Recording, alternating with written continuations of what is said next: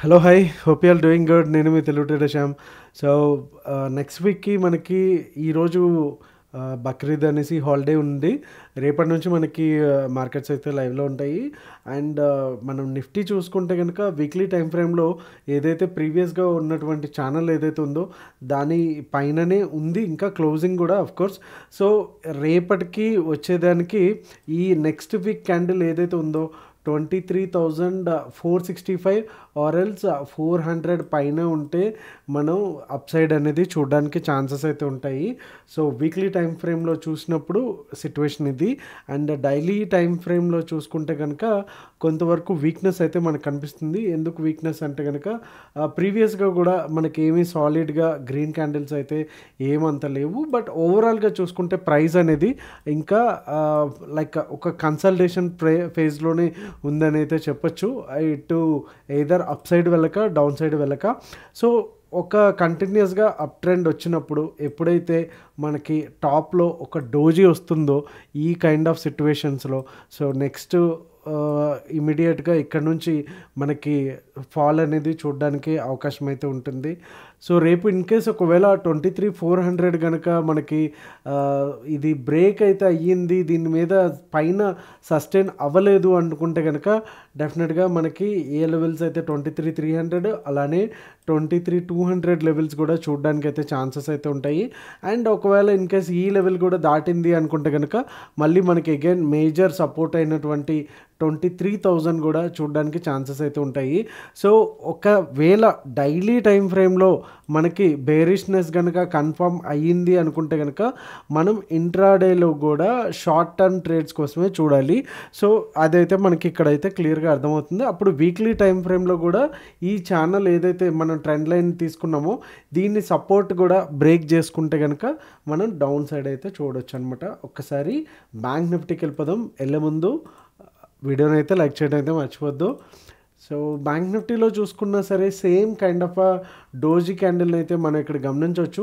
But నిఫ్టీలో అయితే చాలా టాప్లో వచ్చింది. ఇక్కడ మనం ప్రీవియస్ వీడియోలో కూడా చెప్పుకున్నాము, ఇంకా కైండ్ ఆఫ్ ఇన్సైడ్ క్యాండిల్ లానే ఉంది. ఇది ఎయిదర్ అప్ సైడ్ కానీ డౌన్ సైడ్ కానీ ఇంకా బ్రేక్ అయితే కాలేదు. ఏదైతే మేజర్ మనకి ఈ క్యాండిల్ ఉందో దీనికి ఇన్సైడ్లోనే మొత్తం అంతా జరుగుతూ ఉంది. సో అండ్ ఇక్కడ మనకు ఒక ఫ్లాగ్ అండ్ పోల్ ప్యాటర్న్ కూడా వస్తుంది.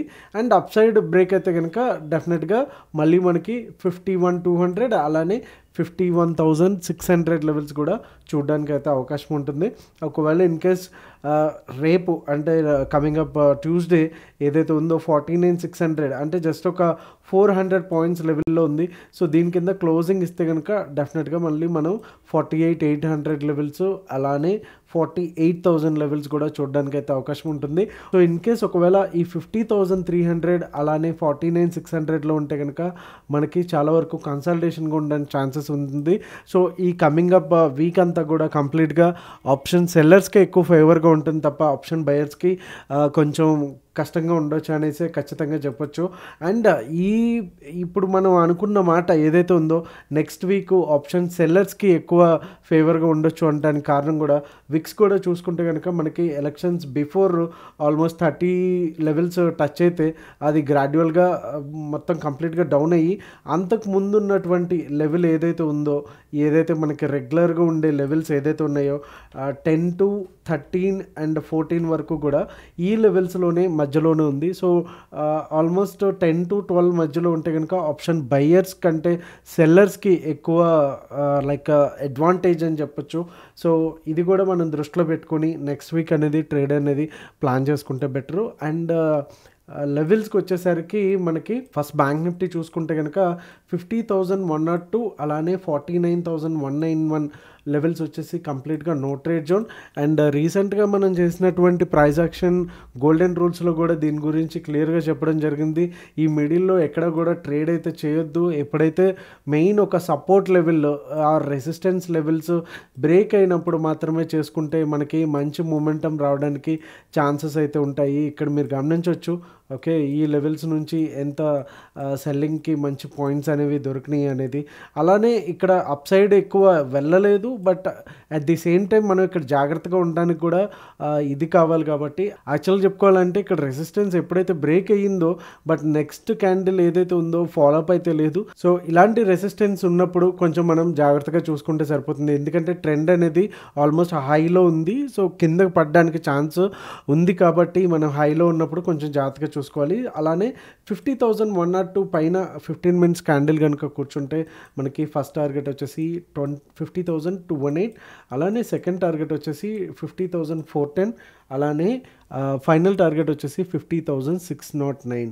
ఓకే, ఇన్ కేస్ ఒకవేళ ఈ 50.1 కాకుండా ఈ లెవెల్ ఏదైతే ఉందో ప్రీవియస్గా ఒక 2-3 డేస్ నుంచి ఈ లెవెల్ని బ్రేక్ చేయడానికి ట్రై చేస్తుందో, సో 50,200 బ్రేక్ అయితే కనుక ఒకేసారి షార్ట్ కవరింగ్ ర్యాలీ రావడానికి అవకాశం ఉంటుంది. అలానే డౌన్ సైడ్ చూసుకుంటే కనుక 49,900 దగ్గర ఒక క్యాండిల్ 15 మినిట్స్కి వచ్చుంటే కనుక మనకి ఫస్ట్ టార్గెట్ వచ్చేసి 49,799, అఫ్కోర్స్ 49,800 అనుకోండి.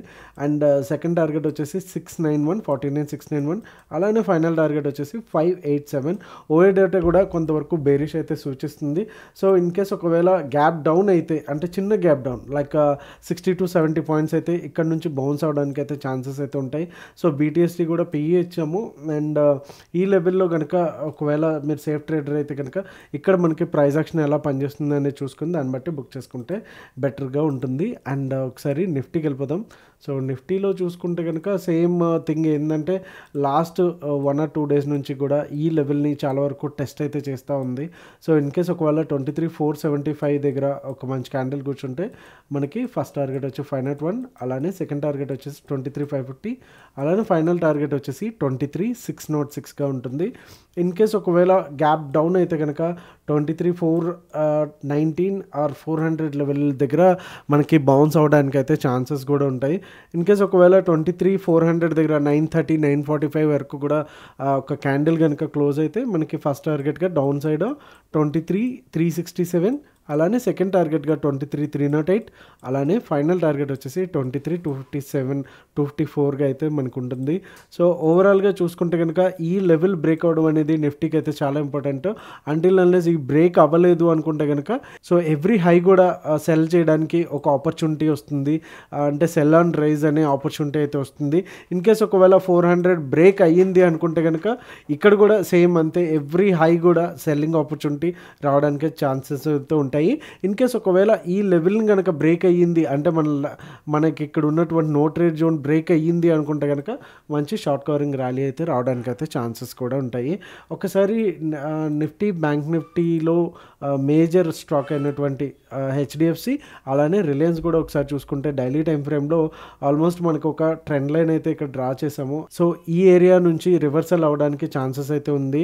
ఆల్మోస్ట్ మనం చూసుకుంటే కనుక 2, 3, 4, 5, 6, 7 సార్లు ఆల్మోస్ట్ ఈ లెవెల్ని అయితే మనకి టెస్టింగ్ అయితే చేసింది.